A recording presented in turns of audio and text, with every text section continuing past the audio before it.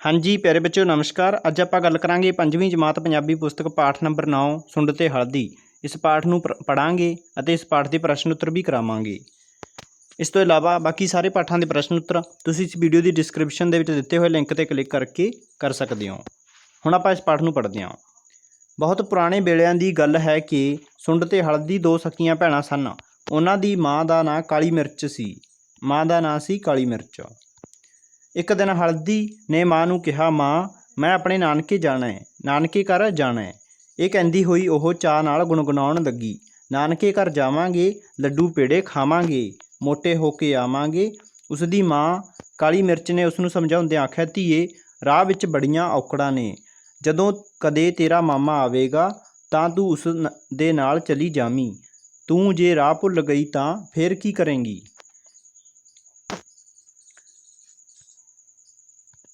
पर हल्दी ने तो नानके घर जाण दी जिवें जिद ही फड़ लई। सोच सोच के माँ ने सुंड नूं कहा, सुंड धीए इउं कर, तूं भी इहदे नाल चली जा। एक एक ते 2 11 हुंदे ने, राह विच साथ रहेगा। लम्मा पैंदा ए, राह विच दरिया भी पैंदा ए। उस विचों लंघदिआं तां मैनूं कल्ली नूं भी डर लगदा ए। इह तां उंज भी अजे निआणी ए। पर सुंड दी हल्दी नाल ਐਵੇਂ ही अवाणिਆਂ वांग निक्की निक्की गल उत्ते भी नोक झोक हुंदी रहिंदी सी। सुंड रतां कौड़े सुभाਅ दी सी, हमेशा अपनी ही आकड़ विच रहिंदी सी। सो ओह कहण लगी, माँ मैं नहीं जाना, जदों मेरा जी कीता मैं चली जावांगी। अखीर हल्दी जिद करके इकल्ली ही घरों तुर पई। राह विच दरिया आया। ठाठा मारदा पानी वेख के पहलां तां हल्दी घबरा गई। फिर उसने हौसला करके दरिया नूं कहा, दरिया बाबा राह दे, मैनूं पार लंघा दे। दरिया ने हल्दी नूं कहा, मैं तैनूं राह तां दे देवांगा, पर तूं पहलों आ सामने पए कुछ पत्थर चुक लिया तां जो पिछों आउण वाले मुसाफिरां लई भी पुल बण जावे। हल्दी मन गई ते नेड़े ही पए कुछ पत्थर ढो के लियाउण लगी। ਉਹਨੂੰ इस तरह पुल बनाउंदिਆਂ वेख के कई दूजे मुसाफिर भी उसकी मदद करन लगे। इंज हौली हौली दरिया उत्ते एक पुल बन गया ਅਤੇ हल्दी उस पुल उत्तों ਦੀ दरिया तो पार लंघ गई। दरिया तो पार जाके हल्दी कुछ चिर आराम करन लई एक रुख ਦੀ ਛਾਵੇਂ ਲੇਟ ਗਈ ਤੇ ਸੌਂ ਗਈ। ਜਦੋਂ ਉਸਨੂੰ ਜਾਗ ਆਈ ਤਾਂ ਉਸਦਾ ਥਕੇਵਾਂ ਤਾਂ ਲੱਥ ਚੁੱਕਾ ਸੀ, पर उसनूं बहुत भुख लगी हुई सी। आसे पासे देखदिआं ਉਹਦੀ नज़र एक बेरी उत्ते जा पई, जिस उत्ते सूहे सूहे बेर लगे होए सन। हल्दी ने बेरी अगे तरला कीता, बेरी मासी बेरी दे, बेरी मासी बेर देह, मैं तां तेरी धी धियाणी, मैं हां तेरी धी धियाणी, पर इस वेले भुखी भाणी। बेरी ने हल्दी नूं कहा, धीए पहलां मेरे हेठों सारे कंडे हूंज दे, फिर मैं तैनूं खाण लई लाल सूहे बेर देवांगी। क्यों जो हुणे पिंड दे बच्चिਆਂ ने मेरे बेर खाण आना है, उन्हां दे पैरां विच मेरे हेठां खिलरे कंडे पुड़ जाणगे। हल्दी ने एक टाहणी लै के बेरी हेठां बुहारी फेर के सारे कंडे हूंज के एक पासे ढेरी ला दित्ती। फिर बेरी ने उसनूं अपने मिठे ते सूहे बेर खाण वास्ते दित्ते। हल्दी ने बेर खाधे ते उत्थों अगे चल पई। तकालां वेले ਉਹ ਪਿੰਡ ਦੇ ਬਾਹਰ ਦਾਣੇ ਭੁੰਨਣ ਵਾਲੀ ਭੱਠੀ ਕੋਲੋਂ ਦੀ ਲੰਘੀ। ਇੱਕ ਮਾਈ ਭੱਠੀ ਵਿੱਚ ਦਾਣੇ ਭੁੰਨ ਰਹੀ ਸੀ। ਹਲਦੀ ਨੇ ਮਾਈ ਕੋਲੋਂ ਦਾਣੇ ਮੰਗੇ, ਕਹਿਣ ਲੱਗੀ, ਮਾਸੀ ਮਾਸੀ ਮੈਨੂੰ ਦਾਣੇ ਦੇ, ਤੇਰੀ ਭਣੇਵੀਂ ਨੂੰ ਬਹੁਤ ਭੁੱਖ ਲੱਗੀ ਏ। ਭੱਠੀ ਵਾਲੀ ਮਾਈ ਨੇ ਹਲਦੀ ਨੂੰ ਦਿਲਾਸਾ ਦਿੰਦੇ ਹੋਏ ਕਿਹਾ, ਪਹਿਲਾਂ ਮੇਰੀ ਭੱਠੀ ਦੇ ਆਲੇ ਦੁਆਲੇ ਦੀ ਥਾਂ ਸਾਫ਼ ਕਰ ਦੇ ਤੇ ਭੱਠੀ ਵਿੱਚ ਹੋਰ ਝੋਕਾ ਲਾ ਦੇ। हल्दी ने भट्ठी का आला दुआला साफ किया ते कख काण भी एक पासे ढेरी ला, कख काण दी एक पासे ढेरी ला, उसे कख काण विचों एक झोका भट्ठी विच लाया। भट्ठी वाली माई ने हल्दी नूं लप दाणिਆਂ दी दित्ती। दाणे लैके हल्दी अगे तुर पई। अखीर हल्दी अपने नानके पिंड लूणपुर जा पहुंची। उत्थे ओह सबना रिश्तेदारां नूं प्यार मुहब्बत नाल मिली। उसदे नाने नानी मामिਆਂ ते मासियां ने उसनूं बहुत प्यार किया। नानके पिंड ओह कई दिन रही। उत्थे ओह हर एक दा कहना मनदी। वेले बैठ के ओह नानी दा चरखा ढा के उस उत्ते सूत कतदी। रसोई विच जा के ओह रसोई दे काम कार विच नानी दा हत्थ बटाउंदी। ਕੁਝ ਦਿਨ ਲੰਘੇ ਤਾਂ ਹਲਦੀ ਨੂੰ ਵਾਪਸ ਆਪਣੇ ਪਿੰਡ ਮੁੜਨ ਦਾ ਖਿਆਲ ਆਇਆ। ਉਸ ਦੇ ਨਾਨਾ ਨਾਨੀ, ਮਾਮਿਆਂ ਤੇ ਮਾਸੀਆਂ ਨੇ ਉਸ ਨੂੰ ਕੁਝ ਦਿਨ ਹੋਰ ਉੱਥੇ ਰਹਿਣ ਲਈ ਕਿਹਾ, ਪਰ ਹਲਦੀ ਨੂੰ ਮਾਂ ਪਿਓ ਦੀ ਯਾਦ ਆਉਣ ਲੱਗੀ। ਅਖੀਰ ਨਾਨਕੇ ਪਰਿਵਾਰ ਨੇ ਹਲਦੀ ਨੂੰ ਬੜੇ ਪਿਆਰ ਨਾਲ ਉੱਥੋਂ ਵਿਦਾ ਕੀਤਾ। ਜਿਹੜਾ ਸੂਤ ਨਾਨਕੇ ਘਰ ਰਹਿ ਕੇ ਹਲਦੀ ਨੇ ਕੱਤਿਆ ਸੀ, ਉਸਦੀ ਨਾਨੀ ਨੇ ਉਸ ਨੂੰ ਜੁਲਾਹੇ ਪਾਸੋਂ ਊਣ ਬਣਵਾ ਕੇ ਆਪਣੀ ਦੋਹਤੀ ਹਲਦੀ ਲਈ ਕੱਪੜੇ ਸਵਾ ਦਿੱਤੇ। ਮਾਮੀਆਂ ਨੇ ਖੋਏ ਦੀ ਮਠਿਆਈ ਬਣਵਾ ਕੇ ਉਸ ਦੇ ਲੜ ਬੰਨ੍ਹ ਦਿੱਤੀ। ਨਾਨੀ ਨੇ ਫਲਾਂ ਦੀ ਇੱਕ ਨਿੱਕੀ ਜਿਹੀ ਟੋਕਰੀ ਲਿਆ ਕੇ ਦਿੱਤੀ। ਮਾਮਿਆਂ ਤੇ ਮਾਸੀਆਂ ਨੇ ਵੀ ਨਿੱਕੀਆਂ ਨਿੱਕੀਆਂ ਚੀਜ਼ਾਂ ਸ਼ਹਿਰੋਂ ਲਿਆ ਕੇ ਉਸ ਦੇ ਝੋਲੇ ਵਿੱਚ ਪਾ ਦਿੱਤੀਆਂ। ਹਲਦੀ ਵਾਪਸ ਘਰ ਜਾਂਦਿਆਂ ਸਭ ਤੋਂ ਪਹਿਲਾਂ ਪਿੰਡ ਦੇ ਬਾਹਰ ਭੱਠੀ ਵਾਲੀ ਮਾਈ ਨੂੰ ਮਿਲੀ ਤੇ ਕਹਿਣ ਲੱਗੀ, ਮਾਸੀ ਨੀ ਮਾਸੀ, ਤੇਰੀ ਧੀ ਧਿਆਣੀ ਘਰ ਚੱਲੀ। ਰਤਾ ਕੁ ਠਹਿਰ ਭਣੇਵੀਏ, ਮੇਰੇ ਕੋਲ ਕੁਝ ਭੁੰਨੇ ਹੋਏ ਛੋਲੇ ਲੈਂਦੀ ਜਾ। ਮਾਈ ਨੇ ਉਸ ਨੂੰ ਭੁੰਜੇ ਹੋਏ ਛੋਲੇ ਦਿੱਤੇ। ਹਲਦੀ ਭੱਠੀ ਵਾਲੀ ਮਾਈ ਕੋਲੋਂ ਲੱਪ ਛੋਲਿਆਂ ਦੀ ਲੈ ਕੇ ਅੱਗੇ ਤੁਰ ਪਈ। ਅੱਗੇ ਰਾਹ ਵਿੱਚ ਉਹ ਬੇਰੀ ਮਿਲੀ। ਹਲਦੀ ਬੇਰੀ ਨੂੰ ਕਹਿਣ ਲੱਗੀ, ਮਾਸੀ ਨੀ ਮਾਸੀ, ਤੇਰੀ ਧੀ ਧਿਆਣੀ ਨਾਨਕਿਓਂ ਹੋ ਆਈ। ਬੇਰੀ ਨੇ ਹਲਦੀ ਦਾ ਸਿਰ ਪਲੋਸਦਿਆਂ ਕਿਹਾ, ਰਤਾ ਠਹਿਰ ਧੀਏ, ਆਹ ਮੇਰੇ ਕੋਲ ਥੋੜ੍ਹੇ ਜਿਹੇ ਬੇਰ ਲੈਂਦੀ ਜਾਈਂ। ਮੈਂ ਸੂਹੇ ਲਾਲ ਬੇਰ ਤੇਰੇ ਲਈ ਹੀ ਸਾਂਭ ਕੇ ਰੱਖੇ ਨੇ। ਬੇਰੀ ਤੋਂ ਬੇਰ ਲੈ ਕੇ ਹਲਦੀ ਨੇ ਚੁੰਨੀ ਦੇ ਦੂਜੇ ਲੜ ਨਾਲ ਬੰਨ੍ਹ ਲਏ ਤੇ ਨੱਚਦੀ ਟੱਪਦੀ ਅੱਗੇ ਤੁਰ ਪਈ। ਅੱਗੇ ਦਰਿਆ ਆ ਗਿਆ। ਹਲਦੀ ਪੁਲ ਤੋਂ ਲੰਘਦੀ ਹੋਈ ਦਰਿਆ ਨੂੰ ਕਹਿਣ ਲੱਗੀ, ਦਰਿਆ ਬਾਬਾ, ਮੈਂ ਨਾਨਕਿਓਂ ਹੋ ਆਈ ਹਾਂ। ਦਰਿਆ ਨੇ ਹਲਦੀ ਦਾ ਸਿਰ ਪਲੋਸਿਆ ਤੇ ਢੇਰ ਸਾਰੀਆਂ ਸਿੱਪੀਆਂ ਤੇ ਘੋਗੇ ਦੇ ਕੇ ਕਹਿਣ ਲੱਗਾ, ਧੀ ਧਿਆਣੀਏ, ਮੈਨੂੰ ਤੇਰਾ ਬਹੁਤ ਮੋਹ ਆਉਂਦਾ ਹੈ। ਕਦੇ ਕਦੇ ਮੇਰੇ ਵੱਲ ਫੇਰਾ ਮਾਰਦੀ ਰਿਹਾ ਕਰੀਂ। ਹਲਦੀ ਨੇ ਉਹ ਘੋਗੇ ਤੇ ਸਿੱਪੀਆਂ ਵੀ ਚੁੰਨੀ ਦੇ ਲੜ ਨਾਲ ਬੰਨ੍ਹ ਲਏ। ਫਿਰ ਉਹ ਘਰ ਵੱਲ ਤੁਰ ਪਈ। ਹਲਦੀ ਖਾਣ ਪਹਿਨਣ ਦਾ ਸਮਾਨ ਤੇ ਹੋਰ ਬਹੁਤ ਸਾਰੀਆਂ ਚੀਜ਼ਾਂ ਲੈ ਕੇ ਘਰ ਪਹੁੰਚੀ। ਹਲਦੀ ਨੂੰ ਬਹੁਤ ਖੁਸ਼ ਵੇਖ ਕੇ ਸੁੰਡ ਕਹਿਣ ਲੱਗੀ, ਮਾਂ ਮੈਂ ਵੀ ਨਾਨਕੇ ਜਾਣਾ। ਮਾਂ ਨੇ ਉਸ ਨੂੰ ਸਮਝਾਉਂਦਿਆਂ ਕਿਹਾ, ਧੀਏ, ਇੱਕ ਤਾਂ ਰਸਤਾ ਵਿਖੜਾ ਏ, ਦੂਜਾ ਤੇਰਾ ਤੇ ਸੁਭਾਅ ਵੀ ਰਤਾ ਰੁੱਖਾ ਏ। ਤੂੰ ਇਕੱਲੀ ਕਿਧਰੇ ਨਾ ਜਾ। ਜਦੋਂ ਤੇਰਾ ਮਾਮਾ ਆਇਆ ਤਾਂ ਤੂੰ ਉਹਦੇ ਨਾਲ ਚਲੀ ਜਾਵੀਂ। ਪਰ ਸੁੰਡ ਨੇ ਮਾਂ ਦੀ ਇੱਕ ਨਾ ਮੰਨੀ।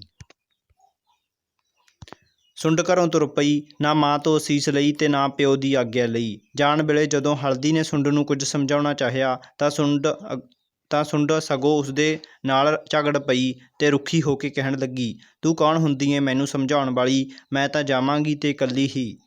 ਹਲਦੀ ਨੇ ਛੋਟੀ ਭੈਣ ਸੁੰਡ ਨੂੰ ਸਮਝਾਉਂਦਿਆਂ ਕਿਹਾ, ਸੁੰਡ ਭੈਣੇ, ਮਾਂ ਠੀਕ ਕਹਿੰਦੀ ਏ। ਉਂਝ ਵੀ ਸਿਆਣੇ ਕਹਿੰਦੇ ਨੇ ਕਿ ਕੋਈ ਕੰਮ ਕਰਨ ਲੱਗਿਆਂ ਜੇ ਕੋਲ ਹੋਰ ਕੋਈ ਨਾ ਵੀ ਹੋਵੇ ਤਾਂ ਕੰਧਾਂ ਨਾਲ ਹੀ ਸਲਾਹ ਕਰ ਲਈਦੀ ਹੈ। ਮਾਮਾ ਜੀ ਆਉਣਗੇ ਤੇ ਤੂੰ ਉਹਨਾਂ ਨਾਲ ਚਲੀ ਜਾਵੀਂ। ਮੈਨੂੰ ਤੇਰੇ ਤੋਂ ਵੱਧ ਸਮਝੇ, ਵੱਡੀ ਆਈ ਏ ਮੈਨੂੰ ਸਮਝਾਉਣ ਵਾਲੀ। ਮੈਂ ਤਾਂ ਜਾਵਾਂਗੀ ਤੇ ਉਹ ਵੀ ਇਕੱਲੀ ਹੀ। ਇਹ ਕਹਿ ਕੇ ਉਹ ਘਰੋਂ ਤੁਰ ਪਈ। ਰਾਹ ਵਿੱਚ ਪਹਿਲਾਂ ਦਰਿਆ ਆਇਆ। ਉਹ ਪੁਲ ਤੋਂ ਟੱਪਣ ਲੱਗੀ ਤਾਂ ਦਰਿਆ ਨੇ ਕਿਹਾ, ਧੀਏ, 4 ਪੱਥਰ ਪੁਲ ਲਈ ਰੱਖਦੀ ਜਾ। ਇਸ ਤਰ੍ਹਾਂ ਪੁਲ ਹੋਰ ਚੌੜਾ ਤੇ ਮਜ਼ਬੂਤ ਬਣ ਜਾਵੇਗਾ ਤੇ ਲੰਘਣ ਵਾਲੇ ਹੋਰ ਮੁਸਾਫਰਾਂ ਨੂੰ ਵਧੇਰੇ ਸੌਖ ਰਹੇਗੀ। ਮੈਂ ਕੋਈ ਤੇਰੀ ਨੌਕਰ ਆਂ? ਸੁੰਡ ਨੇ ਦਰਿਆ ਨੂੰ ਖਿੱਚਦੇ ਹੋਏ ਕਿਹਾ। ਦਰਿਆ ਪਾਰ ਕਰਕੇ ਸੁੰਡ ਕਾਲੇ ਕਾਲੇ ਕਦਮ ਪੁੱਟਦੀ ਅੱਗੇ ਤੁਰ ਪਈ। ਅੱਗੇ ਰਾਹ ਵਿੱਚ ਉਹ ਬੇਰੀ ਆਈ। ਸੁੰਡ ਨੂੰ ਬਹੁਤ ਭੁੱਖ ਲੱਗੀ ਹੋਈ ਸੀ। ਉਹ ਬੇਰੀ ਨੂੰ ਜ਼ੋਰ ਦੀ ਹਲੂਣਾ ਦੇਣ ਲੱਗੀ। ਸੁੰਡ ਨੂੰ ਇਹ ਕਰਦਿਆਂ ਵੇਖ ਬੇਰੀ ਨੇ ਕਿਹਾ, ਧੀਏ, ਜੇ ਤੂੰ ਤਾਜ਼ੇ ਤੇ ਮਿੱਠੇ ਬੇਰ ਖਾਣਾ ਚਾਹੁੰਦੀ ਏਂ ਤਾਂ ਪਹਿਲੋਂ ਮੇਰੇ ਹੇਠ ਬੁਹਾਰੀ ਦੇ ਤੇ ਕੰਡੇ ਹੁੰਜਦੀ ਜਾ। ਹੁਣੇ ਪਿੰਡੋਂ ਮੇਰੇ ਬੱਚੇ ਮੇਰੇ ਬੇਰ ਖਾਣ ਆਉਣਗੇ ਤਾਂ ਇਹ ਕੰਡੇ ਉਹਨਾਂ ਦੇ ਪੈਰਾਂ ਵਿੱਚ ਚੁਭਣਗੇ। ਪਰ ਸੁੰਡ ਨੇ ਬੇਰੀ ਦੀ ਇੱਕ ਨਾ ਸੁਣੀ। ਉਹ ਬੇਰੀ ਦੇ ਟਾਹਣਿਆਂ ਨੂੰ ਹਲੂਣਦੀ ਰਹੀ, ਪਰ ਮੰਦੇ ਭਾਗਾਂ ਨੂੰ ਇੱਕ ਵੀ ਬੇਰ ਹੇਠਾਂ ਨਾ ਡਿੱਗਿਆ। ਤੁਰਦੀ ਤੁਰਦੀ ਉਹ ਭੱਠੀ ਕੋਲ ਪਹੁੰਚੀ। ਭੱਠੀ ਵਿੱਚ ਕੁਝ ਦਾਣੇ ਪਏ ਵੇਖੇ ਤੇ ਬਿਨਾਂ ਪੁੱਛੇ ਇੱਕ ਲੱਪ ਦਾਣਿਆਂ ਦੀ ਭਰ ਲਈ। ਉਸਨੇ ਭੱਠੀ ਵਾਲੀ ਦੀ ਇੱਕ ਨਾ ਸੁਣੀ। ਜਾਣ ਵੇਲੇ ਸੁੰਡ ਨੂੰ ਭੱਠੀ ਵਾਲੀ ਨੇ ਕਿਹਾ, ਤੂੰ ਮੁਕਤ ਦਾ ਖਾਣ ਹਿੱਲੀ ਹੋਈ ਏਂ, ਪਛਤਾਏਂਗੀ। ਤੈਨੂੰ ਕੀ, ਤੂੰ ਸੜਦੀ ਰਹਿ, ਭੁੱਜਦੀ ਰਹਿ। ਇਹ ਕਹਿ ਕੇ ਸੁੰਡ ਅੱਗੇ ਲੰਘ ਗਈ। ਅਖੀਰ ਸੁੰਡ ਨਾਨਕੇ ਪਹੁੰਚੀ। ਕਿਸੇ ਨਾਲ ਸਿੱਧੇ ਮੂੰਹ ਗੱਲ ਨਾ ਕੀਤੀ, ਨਾ ਸੁੱਖ ਦੁੱਖ ਪੁੱਛਿਆ। ਉਹ ਓਪਰੀ ਜਿਹੀ ਬਣ ਕੇ ਆਕੜ ਵਿਖਾਉਂਦੀ ਤੇ ਸਭ ਤੋਂ ਪਰੇ ਪਰੇ ਰਹਿੰਦੀ। ਉਸਨੇ ਕਦੀ ਵੀ ਕਿਸੇ ਦੀ ਕੋਈ ਗੱਲ ਨਾ ਮੰਨੀ। ਚਰਖਾ ਕੱਤਣਾ ਤਾਂ ਇੱਕ ਪਾਸੇ ਰਿਹਾ, ਉਸਨੇ ਲੱਤਾਂ ਮਾਰ ਕੇ ਚਰਖਾ ਹੀ ਤੋੜ ਦਿੱਤਾ।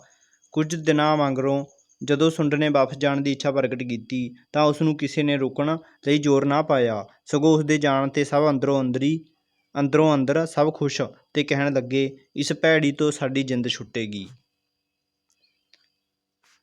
ਨਾਨਕਿਆਂ ਨੇ ਸੁੰਡ ਨੂੰ ਤੁਰਨ ਵੇਲੇ ਨਾ ਕੱਪੜੇ ਦਿੱਤੇ, ਨਾ ਫਲ, ਨਾ ਮਠਿਆਈ। ਸੁੰਡ ਖਿੱਚ ਕੇ ਲੜ ਪਈ ਤੇ ਆਪਣੇ ਘਰ ਵੱਲ ਨੂੰ ਵਾਪਸ ਮੁੜ ਪਈ। ਵਾਪਸ ਮੁੜਦਿਆਂ ਰਾਹ ਵਿੱਚ ਭੱਠੀ ਆਈ। ਜਦੋਂ ਸੁੰਡ ਉਸਦੇ ਕੋਲੋਂ ਦੀ ਲੰਘਣ ਲੱਗੀ ਤਾਂ ਭੱਠੀ ਵਾਲੀ ਨੇ ਉਸ ਨੂੰ ਬੁਲਾਇਆ ਤੱਕ ਨਾ। ਖਿੱਚਦੀ ਖੱਪਦੀ ਸੁੰਡ ਅੱਗੇ ਤੁਰ ਪਈ। ਜਦੋਂ ਉਹ ਬੇਰੀ ਕੋਲ ਪੁੱਜੀ ਤਾਂ ਜਿਸ ਬੇਰੀ ਨੇ ਹਲਦੀ ਨੂੰ ਸੂਹੇ ਸੂਹੇ ਬੇਰ ਦਿੱਤੇ ਸਨ, ਉਸਨੇ ਇਸ ਨੂੰ ਕੁਝ ਵੀ ਨਾ ਦਿੱਤਾ, ਸਗੋਂ ਸੁੰਡ ਦੇ ਪੈਰਾਂ ਵਿੱਚ ਕੰਡੇ ਚੁੱਭ ਗਏ।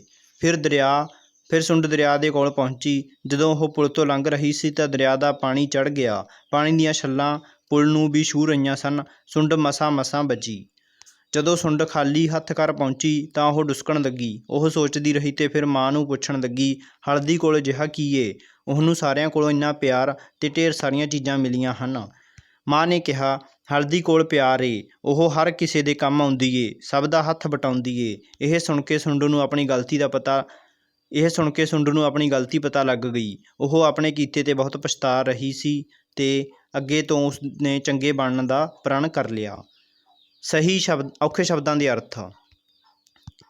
ਚਾਅ ਖੁਸ਼ੀ, ਪੈਂਡਾ ਰਾਹ, ਔਂਕੜਾਂ ਮੁਸੀਬਤਾਂ, ਅੰਬਾਣਿਆਂ ਨਿਆਣਿਆਂ, ਠਾਠਾਂ ਮਾਰਦਾ, ਪਾਣੀ ਦੀਆਂ ਛੱਲਾਂ ਦਾ ਉੱਚੀਆਂ ਉੱਠਣਾ, ਮੁਸਾਫਰ ਯਾਤਰਾ ਕਰਨ ਵਾਲੇ, ਸੂਹੇ ਸੂਹੇ ਲਾਲ ਰੰਗ ਦੇ, ਹੂੰਝ ਇਕੱਠਾ ਕਰਨਾ, ਪੁੜਨਾ ਚੁੱਭਣਾ, ਬੁਹਾਰੀ ਝਾੜੂ, ਤਕਾਲਾਂ ਸ਼ਾਮ ਦਾ ਸਮਾਂ, ਪਣੇਵੀ ਭਾਣਜੀ, ਦਿਲਾਸਾ ਹੌਸਲਾ, ਚੋਕਾ ਲਾਉਣਾ, ਚੁੱਲ੍ਹੇ ਵਿੱਚ ਬਾਲਣ ਪਾਉਣਾ, ਲੱਪ ਇੱਕ ਹੱਥ ਭਰ ਕੇ,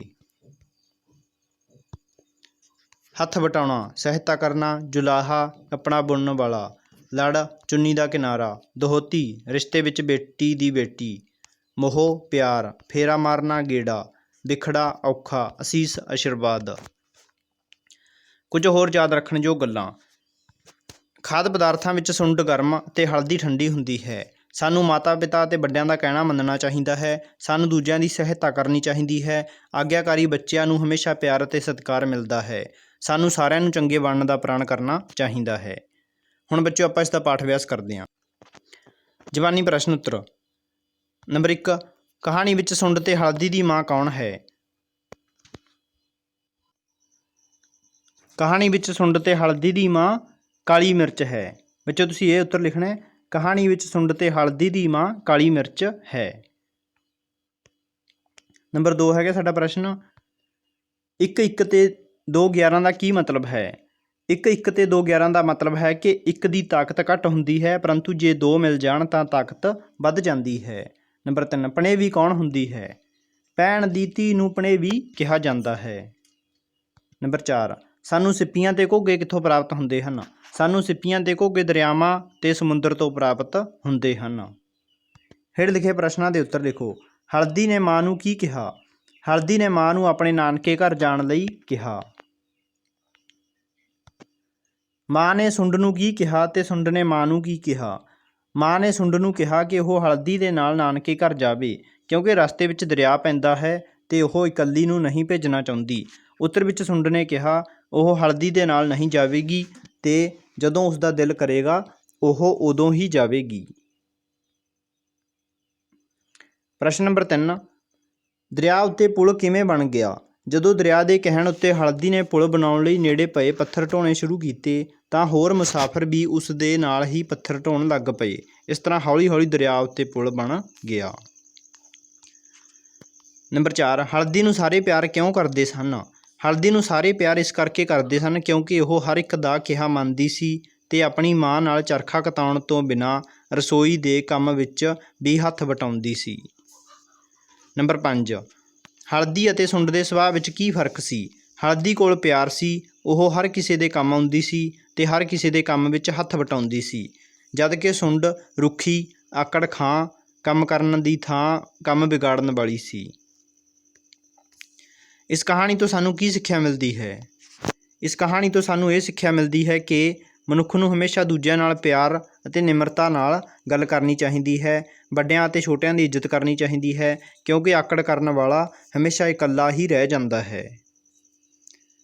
ਵਿਰੋਧੀ ਸ਼ਬਦ ਲਿਖਣੇ ਨੇ ਆਪਾਂ ਨੇ, ਮਿਲਾਉਣੇ ਨੇ, ਮਤਲਬ ਨਿੱਕੀਆਂ ਨਿੱਕੀਆਂ, ਵੱਡੀਆਂ ਵੱਡੀਆਂ, ਕਦੇ ਕਦੇ, ਹਮੇਸ਼ਾ ਹਮੇਸ਼ਾ, ਕਾਹਲੇ ਕਾਲੇ, ਹੌਲੀ ਹੌਲੀ, ਪਰੇ ਪਰੇ, ਨੇੜੇ ਨੇੜੇ, ਅੰਦਰੋਂ ਅੰਦਰ, ਬਾਹਰੋਂ ਬਾਹਰ।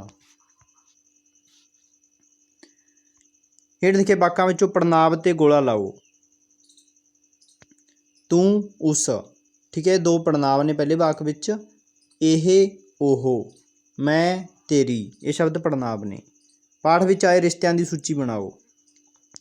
ਦਾਦਕੇ, ਨਾਨਕੇ, ਭੈਣ, ਮਾਮਾ ਮਾਮੀ, ਨਹੀਂ ਇਹ ਉਲਟ ਹੋ ਗਿਆ ਬੱਚਿਓ, ਠੀਕ ਹੈ। ਜਿਹੜੇ ਦਾਦਕਿਆਂ ਵਾਲੇ ਰਿਸ਼ਤੇ ਨੇ ਉਹ ਆਪਾਂ ਨੇ ਇੱਧਰ ਲਿਖਣੇ ਨੇ। ਦਾਦਕੇ ਕਿਹੜੇ ਹੁੰਦੇ ਨੇ? ਜਿਹੜੇ ਆਪਣੇ ਪਿਤਾ ਨਾਲ ਸੰਬੰਧਿਤ ਹੁੰਦੇ ਨੇ, ਠੀਕ ਹੈ। ਆਪਣੀ ਭੈਣ, ਠੀਕ ਹੈ, ਆਪਣੀ ਮਾਂ, ਬਾਬਾ, ਪਿਓ, ਠੀਕ ਹੈ। ਨਾਨਕੇ ਕਿਹੜੇ ਹੁੰਦੇ ਨੇ? ਜਿਹੜੇ ਆਪਣੀ ਮੰਮੀ ਨਾਲ ਸੰਬੰਧਿਤ ਹੁੰਦੇ ਨੇ, ਠੀਕ ਹੈ। ਮਾਮਾ ਮਾਮੀ, ਮਾਸੀਆਂ, ਭਣੇਵੀ, ਨਾਨਾ ਨਾਨੀ, ਦੋਹਤੀ, ਠੀਕ ਹੈ, ਨਾਨਕਿਆਂ ਦੇ ਰਿਸ਼ਤੇ ਨੇ।